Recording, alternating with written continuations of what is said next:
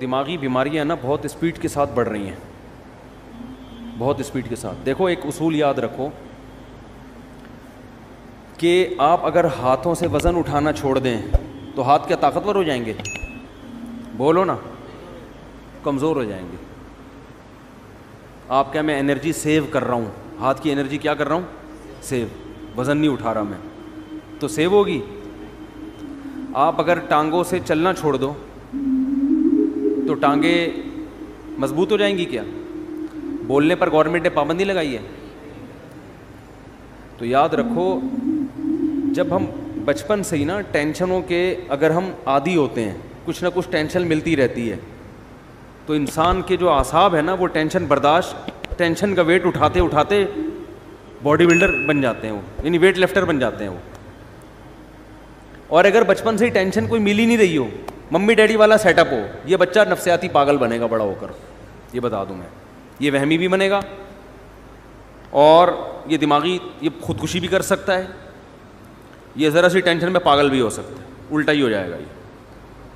تو آج کل جو ماں باپ نے بچوں کو جو ممی ڈیڈی والی زندگی دے دی ہے, بہت زیادہ میرا بچہ چماٹ نہیں مارنا, تھپڑ تو ماں, ایکچولی بچوں کی سیلف رسپیکٹ پہ بہت اثر پڑتا ہے. اس سے بچے کی ایسی کی تیسی. ہاں ایسا بھی نہیں ہونا چاہیے کہ آپ بازو کو طاقتور بنانے کے لیے اتنا ویٹ اٹھا لیں کہ ہڈی چٹک جائے آپ کی, تو بچے کو اتنی ٹینشن ہونا شروع ہو جائے کہ گھر اس کے لیے عذاب بن جائے, جو آ رہا ہے جا رہا ہے اس کو ذہنی طور پر ٹارچر کر رہا ہے, تو اس سے بھی دماغ خراب ہوتا ہے اس کا. لیکن نیچرل لائف جو ہے نا, جو ہمیشہ سے چلتی آ رہی ہے, اس سے جب ہٹ جائیں گے تو یہ مسائل کھڑے ہوں گے. ہمیں یاد ہے پہلے وہمی بھی نہیں ہوتے تھے لوگ, اور پاگل کہیں لاکھوں میں کوئی ایک نظر آتا تھا, وہ بھی کوئی ایکسیڈنٹ کی وجہ سے, دماغی چوٹ کی وجہ سے. بڑے بڑے سخت حالات لوگ برداشت کر لیتے تھے. ہم تو اپنے بڑوں سے جب حالات سنتے تھے نا کہ بھئی ایک خاتون کے ایک بچہ مر گیا, پھر دوسرا مر گیا, پھر تیسرا پیدا ہوا وہ مر گیا, پھر چوتھا پیدا ہوا, بڑے ہو کے مرتے رہے, پھر بھی صبر کر رہی ہیں. اور میاں خراب نکلا, میاں شرابی نکلا, وہ ٹارچر کرتا ہے. بچوں کو ماں باپ بہت کوٹتے پیٹتے تھے, بچے باغی نہیں ہوتے تھے. اب 2 تھپڑ لگاؤ بچہ کیا ہو جاتا ہے, باغی ہو جاتا ہے. تو ایک مسئلہ تو یہ ہے کہ بچہ بچپن سے تھوڑی بہت ٹینشن اس کو ملنی چاہیے, تھوڑی بہت ڈانٹ ڈپٹ مار کٹائی کبھی کبھار ہونی چاہیے. بہت دنوں سے نہیں ہوئی تو ایک دفعہ آدمی احتیاطاً 1-2 تھپڑ بلا وجہ نہ لگائے, کوئی بات پہ لگائے, ٹھیک ہے نا, کبھی کبھار. اس سے تھوڑا عادت ہوتی ہے کہ یہ ابا ہے بھائی مار سکتا ہے. دوسری بات یہ کہ بچوں کو خراب کرنے والی چیز باہر کا ماحول ہے, یہ انوائرمنٹ جو ہے نا باہر کا. اسکول کالجز میں یہ بتایا جاتا ہے, بچوں کو یہ نہیں سکھایا جاتا.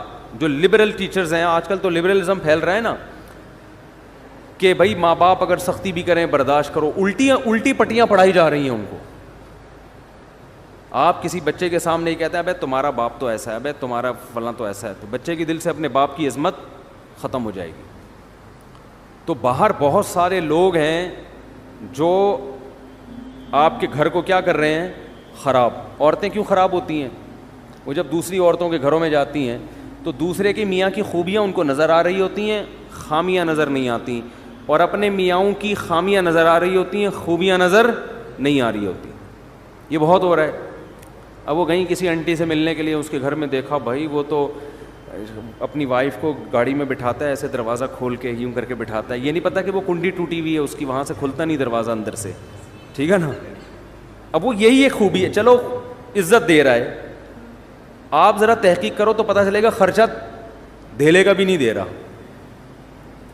مجھے کبھی پچھلے ہفتے ایک فیملی کا میٹر سامنے آیا کہ خاتون نے, کسی نے بتایا کہ وہ شوہر اس خاتون کو بہت عزت دیتا ہے, بہت رسپیکٹ کرتا ہے اپنی وائف کو. دیکھیں ایک وہ شوہر ہے, اتنی رسپیکٹ, اتنی عزت, اور اتنی اس کے غم میں شریک ہوتا ہے, اس سے اپنی باتیں شیئر کرتا ہے. اور ایک ہمارے میاں ہیں, وہ خاتون بتا رہی ہیں مجھے, ایک ہمارے میاں ہیں.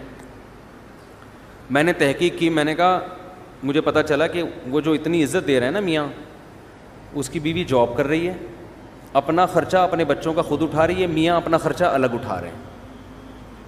اور یہ جو خاتون ہے نا جن کے میاں اتنی عزت نہیں دے رہے, یہ سارا خرچہ خود اٹھا رہے ہیں. میں نے کہا آپ کا میاں اس سے کروڑا گنا بہتر ہے. یہ انگریز والے اخلاق تھینک یو کہنے والے, روکڑا خرچ کرنے کا ہے ہی نہیں. اور بھائی تمہارے میاں نے تمہیں گھر دے دیا لے کے, تمہیں گیس بجلی کا, اب ایک تھینک یو رہ گیا اس کی زبان پہ, چھوڑ دو یار, اس میں کیا جا رہا ہے یار. ساری ذمہ داری تمہارے میاں نے تمہاری اور تمہارے بچوں کی اٹھائی ہوئی ہے, تو اب وہ اس طرح سے عزت نہیں دے رہا, دے دے تو بہت اچھی بات ہے, لیکن اس کی عزت دیکھ کے دھوکہ مت کھاؤ. اس کو بولو کہ ایسا کر, تو ایسا کر کے, اچھا بیگم کو بولو کہ ٹھیک ہے, اس خاتون کا شوہر بولے ٹھیک ہے بیگم اب میں اتنے ہی پیسے تمہیں دوں گا جتنا وہ اپنی بیوی کو دے رہا ہے, اور اس کے بدلے تھینک یو مجھ سے صبح شام 25 دفعہ لے لیا کرو, ہر بات پہ تھینک یو اور عزت دو. عورت تیار ہوگی, عورت کہے گی پیسے دے دیا کرو, بے شک اس سے پہلے 10 گالیاں اور اس کے بعد 20 گالیاں. اگر آپ کا سیٹ آپ کو 25-30 گالیوں کے بعد 50,000 روپے دے, آدمی کہتا ہے 25 اور دے دے لیکن پیسے دے دے. قربانی تو یہ ہے نا, بہت مشکل ہے, بہت مشکل. اسی طرح بہت سے والدین اپنی اولاد پہ خرچ کر رہے ہیں, خون پسینہ بہا کے, رکشے چلا کے, ٹھیلے لگا کے اپنے بیٹے کو کھلا رہا ہے. بیٹا 1-2 تھپڑ سے بدگمان ہو جاتا ہے کہ میرا باپ مجھے مارتا ہے, میرا باپ مجھ سے کٹائی کی تھی. بہت بے شرمی کی بات ہے, وہ تیرا باپ تیرے لیے کما رہا ہے, خون پسینہ بہا کے تیری روٹی کا انتظام کر رہا ہے, عزت کے ساتھ تجھے گھر میں بٹھایا ہوا ہے. تو کسی کے بھی احسانات دیکھے جاتے ہیں, احسانات کا حجم زیادہ ہے تو یہ چند چیزیں اگنور کی جاتی ہیں, ورنہ تو پھر انگریز ہم سے بہت اچھے ہیں, ایک دھیلا بھی خرچ نہیں کرتے, نہ اپنی اولاد پہ نہ اپنی بیوی پہ. بات کا اسٹائل دیکھو انگریزوں کے, یہ گالیاں ہیں جو ہمارے یہاں چل رہی ہیں انگلش میں ہوں گی, اتنی بری لگتی نہیں ہے وہ انگلش میں, ٹھیک ہے نا, لیکن کوئی ذمہ داری اٹھانے کے لیے تیار ہے ہی نہیں. ہمارے ایک دوست امریکہ میں, انہوں نے کہا کہ یہاں کسی گوری سے, کم عمر لڑکی سے اگر کوئی انگریز کہہ دے نا میں تم سے شادی کرنا چاہتا ہوں, خوشی سے بے ہوش ہو جائے گی. کیوں؟ اس کو پتہ ہے کوئی شادی نہیں کرتا, سب گرل فرینڈ بنا کے مزے اڑائیں گے بس. تو ذمہ داری تو ہمارے ہاں اٹھائی جاتی ہے, ہمارے ہاں مرد اپنے کندھوں پہ بچوں کا بوجھ بھی, بہنوں کا بوجھ بھی, ماں باپ کا بوجھ بھی, اور ایک بھائی اگر بے روزگار ہے اس کا بوجھ بھی, وہ بھی پان گٹکے کے پیسے بڑے بھائی سے لے رہا ہوتا ہے. سارے بوجھ اٹھا کے اگر 8-10 گالیاں روزانہ دے, اس کا حق بنتا ہے کہ گزرتے ہوئے ویسے ہی گالیاں پارسل کر کے جایا کرے. اس کو اتنا تو رائٹ دو نا, اتنا پیسہ خرچ کر رہا ہے بھائی. نہیں آ رہی بات تو رہنے دو, جیسے چل رہے ہو ویسے ہی ٹھیک ہے. تو یہ بھی بڑا مسئلہ ہے کہ آپ کی اولاد کو جو باہر لوگ ہیں وہ کیا کرتے ہیں, خراب. اس زمانے میں بچوں کو باہر دوستیاں لگانے مت دو, بگڑیں گے. ان کو صحیح راستہ دکھانے والے کم ہوتے ہیں, بگاڑنے والے مارکیٹ میں زیادہ ہوتے ہیں. تو ایک وجہ تو وہ ہے کہ ٹینشن آج کل لوگوں کے پاس ہے ہی نہیں نا. تو جب تھوڑی, آپ کو پتہ ہے سویڈن میں خودکشی کا ریشو سب سے زیادہ ہے, اور اس کی وجہ یہ ہے کہ سویڈن ٹینشن فری ملک ہے. حیرت کی بات ہے, جس ملک میں ٹینشن زیادہ, غربت زیادہ ہے نا, بے روزگاری, غربت, وہاں خودکشیوں کا ریشو کم ہے.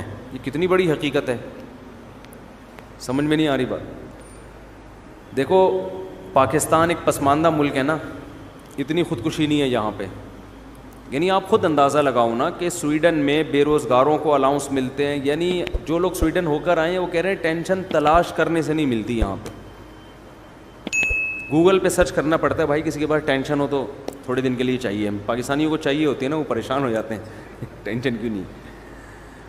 تو اس کے باوجود سب سے زیادہ خودکشی کہاں ہو رہی ہے, اس کنٹری میں ہو رہی ہے. کیوں ہو رہی ہے؟ اس کی وجہ یہ ہے کہ قدرت کی طرف سے ذرا سی کوئی پریشان, قدرت تو دیتی ہے ٹینشن, چاہے آپ کا ملک ٹینشن فری ہو جائے, اللہ کی طرف سے ٹینشنیں آتی ہیں تو وہ برداشت نہیں کر پاتے. برداشت نہیں کرتے تو جا کے وہ لٹکنے کی کوشش کرتے ہیں اور کھمبوں سے چپکنے کی کوشش, اس کا یہ بڑا نقصان ہوتا ہے. اور کوئی بات پوچھنی ہو بھائی؟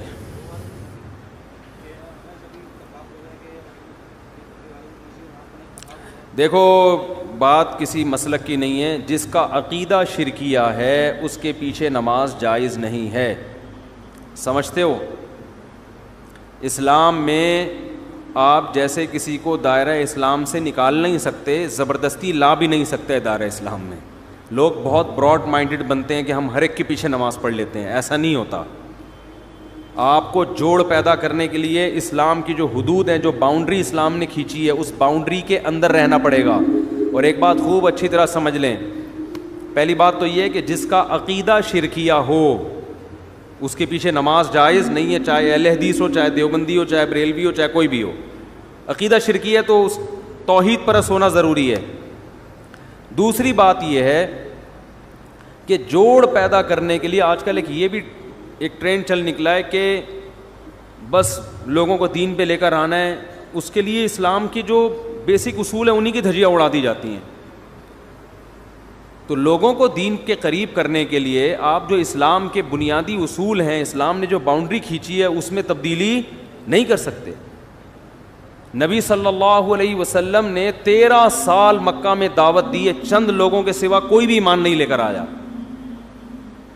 اور مشرکین کیا کہتے تھے کہ تھوڑی سی لچک پیدا کر دیں, تھوڑی سی ہماری بات مان لیں. آپ نے مصلحتاً بھی ان کی بات نہیں مانی کہ اسلام کی جو بنیادی احکام ہے نا ان میں کمپرومائز نہیں ہوگا. جن چیزوں کا انتظامی معاملات سے تعلق ہے, مینجمنٹ سے, ان میں تو جیسے صلح حدیبیہ میں آپ نے بہت ساری چیزوں میں مانی ان کی بات, لیکن اگر وہ یہ معاہدہ کرتے کہ آپ ایک نماز چھوڑ دیں تو نبی اس شرط کو تسلیم نہیں کرتے. بھائی نماز بھی نہیں چھوڑ سکتے, روزہ بھی نہیں چھوڑ سکتے, داڑھی بھی نہیں کاٹ سکتے ہم, ٹھیک ہے نا, چوری کو جائز بھی نہیں, زنا کی بھی اجازت نہیں ہو سکتی. تو اسی طرح یاد رکھو آج کل ایک بہت بڑا مسئلہ یہ ہو گیا ہے کہ ہماری حدود ساری ختم ہوتی چلی جا رہی ہیں. اور یہ بھی ذہن میں رکھیں کہ نبی صلی اللہ علیہ وسلم کی سیرت میں جہاں ہمیں معاف کرنا ملتا ہے وہاں انتقام لینا بھی ملتا ہے. اب یہ کام ہوتا ہے کہ کون سا موقع معاف کرنے کا ہے اور کون سا موقع انتقام لینے کا ہے. بعض دفعہ انتقام لینے میں فائدہ زیادہ ہوتا ہے. علماء نے لکھا ہے, دیکھو نبی کتنے رحمت للعالمین تھے نا, کتنی رحمت تھی, لیکن خودکشی ایک شخص نے کی, نبی نے اس کا جنازہ نہیں پڑھایا. حالانکہ آپ تو رحمت للعالمین ہیں, اور اس کا جنازہ فی نفسی ہی جائز بھی ہے, تو مسلمان نہ وہ. علماء کہتے ہیں, اس حدیث کی روشنی میں علماء کہتے ہیں کہ جو خودکشی کرے گا مسجد کا مقتدا, رہبر یا کوئی بڑا عالم اس کا نماز جنازہ نہ پڑھائے, بائیکاٹ کرے. لیکن ہم کیا کر رہے ہوتے ہیں یہاں پہ, نہیں بھائی اس کی تعریفوں پہ پول باندھ رہے ہوتے ہیں. وہ جو انڈیا میں ایک لڑکی نے خودکشی کی تھی نا, بہت لوگوں نے ترس کھایا.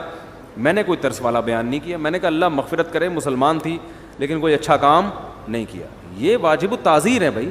تم جرم بھی کر رہی ہو اور ساری دنیا کو بتا کے دریا میں چھلانگ لگا کے اور بھی لوگوں کو کہہ رہی ہو کہ سب چھلانگیں مارو. یہ تو بے صبری ہے نا. نیکی کو پروموٹ کیا جاتا ہے, ہائی لائٹ کیا جاتا ہے کہ دیکھو غم کے موقع پر میں یہ صبر کر رہی ہوں, تو آپ لوگ بھی صبر کرنا سیکھو. عادت نہیں لیکن مجھے ٹینشن اتنی ہو گئی, ہاں 2 بوتلیں چڑھا لیا اور ویڈیو بنا کے یوٹیوب پہ ڈال دے. لوگ کہیں یار اتنا نیک آدمی کو یہ اتنا مجبور کر دیا اس معاشرے نے, اس ظالم معاشرے نے اتنے نیک آدمی کو ایسا مجبور کر دیا کہ شراب پی رہا ہے, اس کی ساس پہ مقدمہ ہونا چاہیے. اس داماد کو کس نے ٹینشن دی ہے؟ ساس نے. اس کے سسر پہ مقدمہ, اس کی بیوی کو جیل میں ڈال دینا چاہیے, اس کی ٹینشن ہے. ابے بھائی یہ ٹینشن اس نے دی ہے نہیں دی ہمارے سامنے نہیں, تو جو جرم کر رہا ہے نا تو لوگوں کو گواہ بنا رہا ہے. اب اس انڈیا کی وہ لڑکی کی ساس غلط تھی نہیں تھی ہمیں نہیں پتا, لیکن آپ کا غلط ہونا تو آپ نے خود ثابت کر دیا نا اپنے آپ کو حرام موت مار کے. دیکھو میں اپنے آپ کو اس لڑکی سے بہتر نہیں سمجھتا, قیامت میں شاید وہ بخشی جائے اور ہم لٹکے ہوئے ہوں, لیکن اصول کی بات شریعت کی جو ہے وہ تبدیل نہیں ہو سکتی. جرم کو پروموٹ کرنے کی, ہائی لائٹ کرنے کی اور اس کی حوصلہ افزائی کرنے کی اجازت نہیں ہے. ہم تصویر کے ایک رخ کو دیکھتے ہیں, دوسرے رخ کو نہیں دیکھ رہے ہوتے.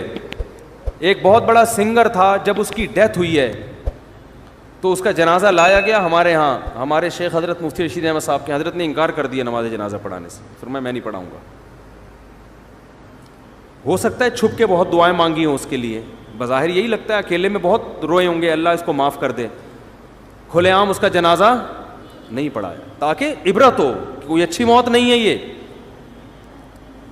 ہاں کوئی چھپ کے جرم کر رہا ہے, اپنے جرم کو خود ہی چھپا رہا ہے, تو ہمیں بھی حکم ہے اس کو ہم چھپائیں. ایک اپنے آپ کو ایکسپوز کر دیا اس نے, وہ تو لوگوں کو ترغیب دے رہا ہے جرم کی. تو اس لیے بھائی ان چیزوں میں آج بے اعتدالی بہت ہونے لگی ہے. ہم حدود شریعت سے تجاوز کرتے ہیں. مجھے کچھ سنگر لوگ ملتے ہیں کہ ہم نے توبہ کر لی ہے, ہم پہلے ایسے تھے, ہم یوں تھے.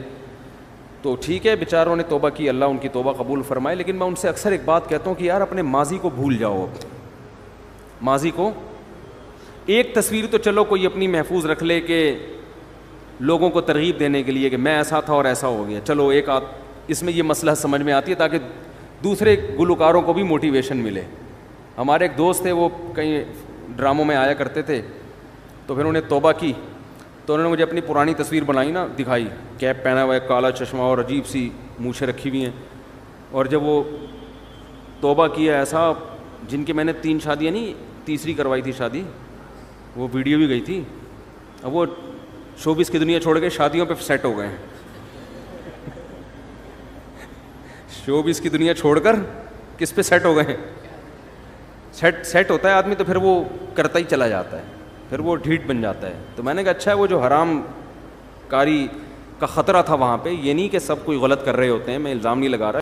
تو کیا نتیجہ نکلا کہ اب انہوں نے اتنا پیارا ان کا حلیہ ہو گیا, تو وہ ایک تصویر انہوں نے رکھی ہوئی ہے, وہ فیس بک پہ بھی ڈالی تھی کہ یہ زیادہ اچھی ہے یہ والی, سب وہ نورانی چہرے کو کہہ رہے تھے ماشاء اللہ ماشاء اللہ. تو ایک تو چلو عبرت کے لیے ٹھیک ہے, لیکن اپنی ساری تصویریں کہ میں ایسے ناچتا تھا, میں یوں کرتا تھا, میں یوں, بھائی یہ تو آپ اپنے گناہ کو کیا کر رہے ہو. آپ اپنے حج اور عمرے کی تصویر سمجھ میں آ رہا ہے کہ میں سردی میں رو رہا تھا. اول تو اس کو بھی ضرورت نہیں ہے, لیکن یہ کوئی پھر بھی ایک سمجھ میں آنے والی چیز ہے. تو اپنے گناہ کی یادگاریں محفوظ رکھنا یہ اچھا کام نہیں ہے. نبی صلی اللہ علیہ وسلم نے فرمایا کہ ایمان کی مٹھاس کا, حدیث کا مفہوم ہے, اس وقت انسان کو محسوس ہوتی ہے جب وہ کفر کی دنیا یا گناہ کی دنیا میں جانے کو اتنا برا سمجھے جیسے آگ میں چھلانگ لگانے کو. اس کو اتنی نفرت ہو اس ماضی کی دنیا سے کہ میں نے کس گند میں زندگی گزار رہا تھا. پھر اس کا مطلب ہے خاندانی توبہ کی ہے اس نے. سمجھتے ہو کہ نہیں سمجھتے ہو؟